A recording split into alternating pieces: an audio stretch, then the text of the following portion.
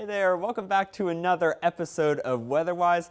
As we approach late March, we also approach the vernal equinox, or just the spring equinox to keep it simple. So I'm going to explain a little bit today about why we see one of those. So first off, you might remember that the Earth is tilted on an axis of 23.5 degrees, and it's that tilt that determines our seasons, not the distance from the Earth and the sun. It's the tilt that determines the season. So we have a couple of solstices, the winter and the summer solstice, and then the autumn and the vernal equinox we see during the normal calendar year. So starting off here with the winter solstice, we have winter during that time, the late December and through the February period, because here in the northern hemisphere we are tilted away from the sun, and the opposite is true here in June. During our summertime, it's because we are tilted towards the sun. Now, during those transition periods, we have our equinoxes, and today, as we approach the spring season, I wanted to talk about the vernal equinox. So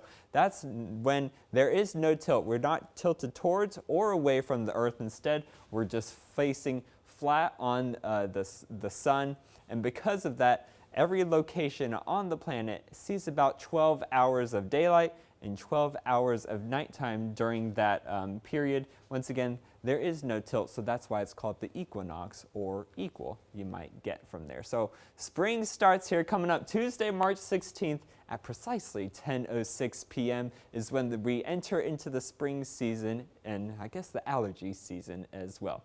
So if you have a question for a future Weatherwise, feel free to send us an email at weather@wcbi.com or reach out on social media. I'll see you next time. Weatherwise is brought to you by Four County Electric Power Association.